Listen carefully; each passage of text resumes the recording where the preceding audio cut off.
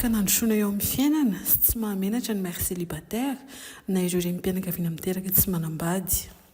Raha ho an'ity mère célibataire valo amby roapolo taona nanaovana fanadihadiana ity izao dia voafitaky ny olon-tiana izy satria rehefa nitondra voky dia tsy nety nanambady azy raha lehilahy.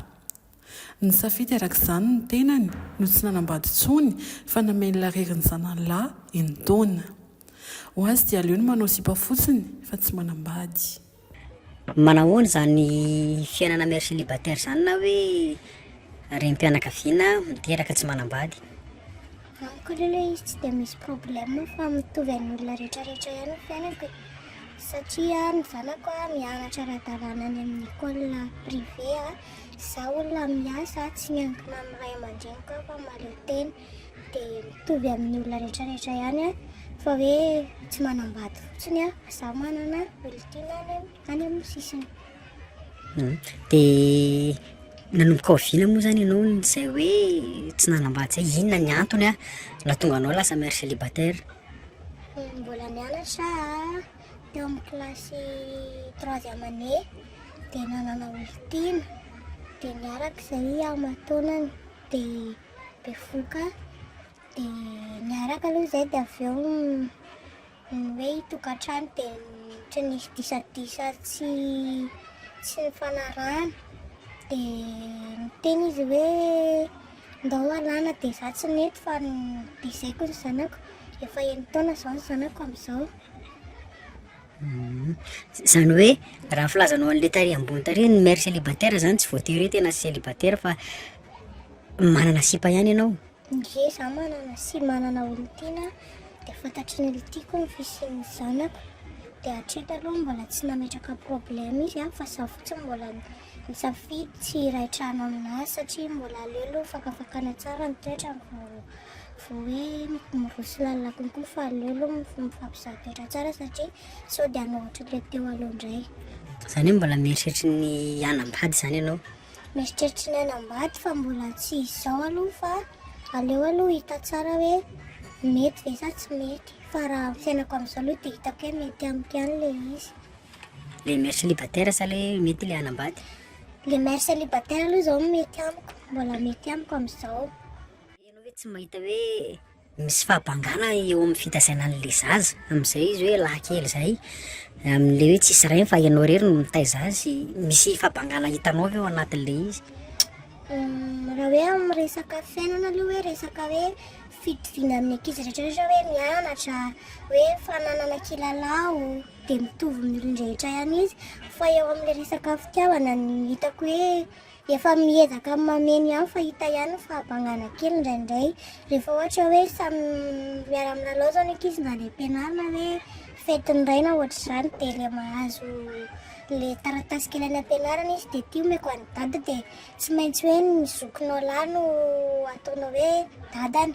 fa izy aloha hatreto mbola tsy nametraka problème sady tsy mitady any dadany izy.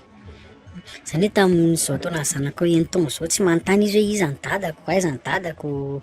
sa hoe mety misy fotoana izy mba manontany an'izay ihany sa ianao koa tsy mampafantatra anazy raha manontany ary izy ahoana ny mahakasika izay?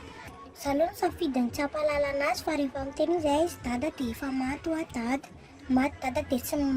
ohatry ny tao aorianan'izay izy tsy niteny hoe lasa any amin'ny Jesosy dada dia tsy mitady intsony izy fa hoe eko zoky lahy no ataony dada dia tsy nametraka problème firy izy ary tsy dia mitady firy hoe izy dada fa rehefa fantany izy nanomboka 3 taona izy nampianariko dia tao anatin'izay 3 taona ny anaran'izay izy rehefa mahazo zavatra ny ampianarina hoe amena ny dada dia tonga dia hoentina any amin'ilay zoky lahy ilay izy dia izay fa izay fa tsy dia nametraka problème izy satria ny dadabe ihany koa mbola velany dia dadabe ihany maneho fitiavana anazy ihany. Ary ny fahitanao anazy zany amin'ny mère célibataire anao, inona ny tena hoe mety hoe petraka olana kely amin'le resaka fitazaina hoe tsy misy ray zay ny fahitanao azy? Amin'le resaka fitazaina zao le ohatra zao hoe misy miady azy zao ilay izy dia teneniko amin'ny dadanay dia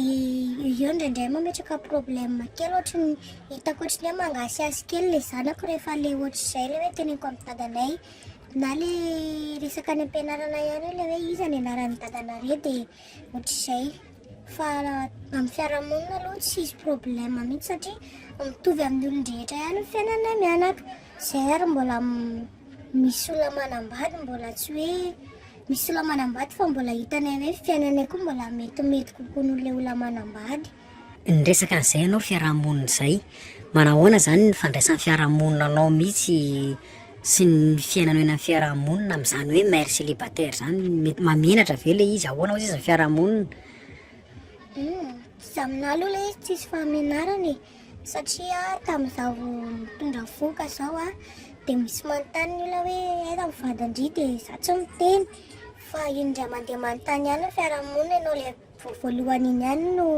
ohatrany hoe maty aminao foana masony olona fa rehefa teraka le zaza dia tsisy manontany intsony fa zareo ary mandray zanako rehetra mandray zanako daholo mafatifaty kely ny zanakindry izao ny zanakindry zareo ary mifandrombaka mitaiza ny zanako indraindray dia izany ohatrany indraindray mihafahafa hoe sao dia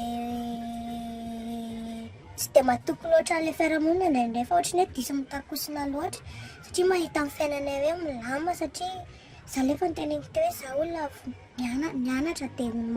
lasa mahavelona tsara anay fa zanako misy mitaiza zama dia miasa rehefa andavanandro fa sabotsy any mijanona dia misy mitaiza ny zanako misy maka misy manatitra. Rain-janako io ve mbola mitady ny zanako ao amin'izao sa ahoana? Zay tany Antsirabe zany no nianatra taloha dia tany izay no mipetraka niaraka tamin'ny mamanay dia mamanay sy dadanay moa efa nisaraka dia tamin'ny mamanay no mipetraka dia bevoka dia nalefa ny mamanay nafery mamanay taty amin'ny dadanay dia tonga taty amin'ny dadanay fa dadanay tsy nanambady intsony